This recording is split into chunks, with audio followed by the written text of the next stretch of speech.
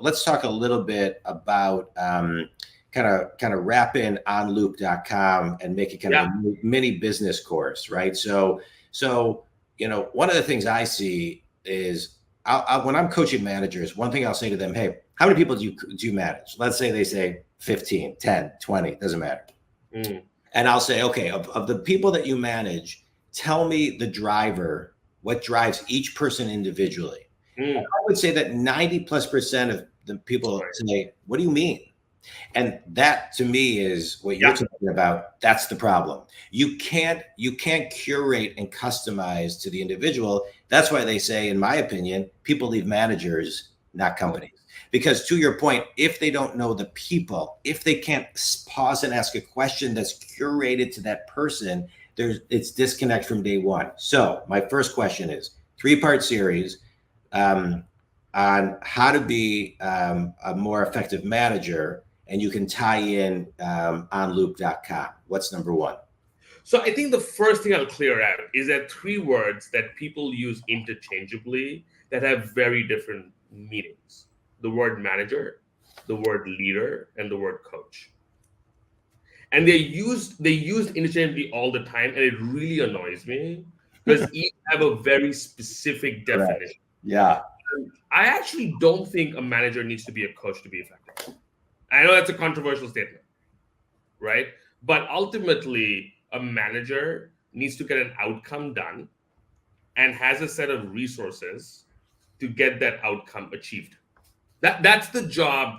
That's the job of a manager. Now, when a manager is coaching highly skilled knowledge workers at Google, right? They need to be coaches to inspire and motivate their people. Yeah. But you don't need to do that if you're managing a factory line. This is a highly skewed Silicon Valley perspective of how to manage Silicon Valley knowledge workers. And we've tried to then adapt that to how the world works, but that's different. But ultimately, I think what we've tried to build. Well, I just want to say one thing. I just want to add one thing. I understand where you're coming from, but to that point, that manager still needs to be connectable. They can be firm but kind, right? They need to still inspire, even by, walking the floor to say, "Hey, how are you? How's your day?" Right? There needs to be. I think that feedback I get a lot of times, even that level is missing, right? Here's what's interesting. I actually think AI can be a better manager than most managers.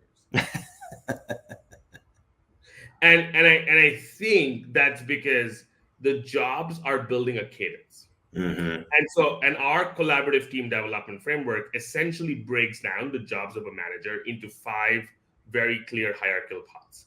A, you need to understand whether the person's motivated or not. Yeah. Right. So, i.e., is their battery full or the battery is empty? Yeah. If the battery is empty for whatever reason, nothing else matters. Right. So put the phone on recharge to get it to a battery level that works. Right. So that's check 1. Check number 2 is, do they have clarity on their goals? And we define goals as targets, projects, or skills. Okay. Not OKRs, not KPIs, because those things are for business goals, not for individual goals. So, i.e., can you clearly articulate what targets, projects, and skills you need to achieve?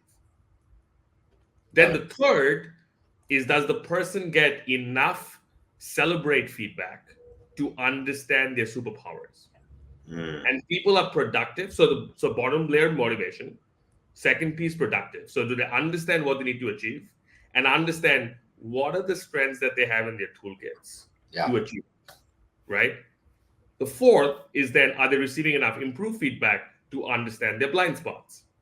And that only becomes relevant if the bottom 3 are in a good place. So, i.e., if you have a poor performer, don't give that person improved feedback. It's going to make things worse.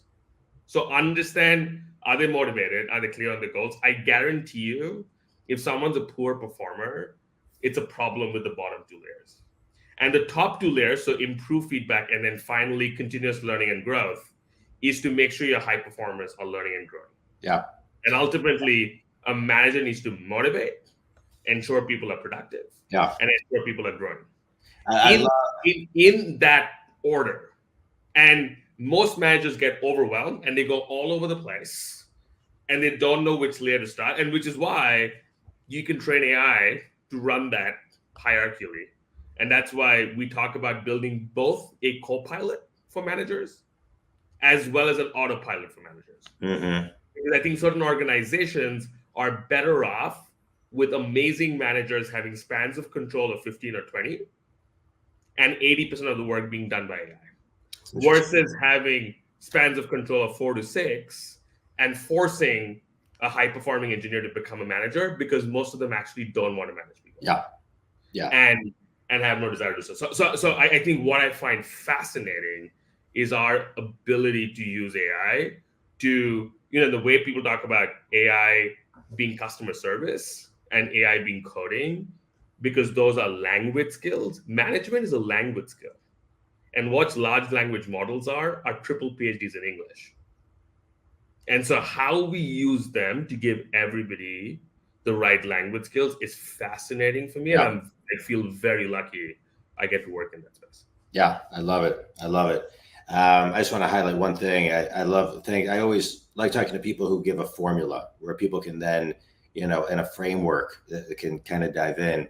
But you said one thing I just want to kind of highlight, which is kind of help people understand their superpowers. Most people don't know, most people think if they're great at something, then everybody's great at it, but you need somebody to kind of bring that out of you. So, and people think feedback is always constructive feedback about other people, right? That's how the people internalize the word feedback.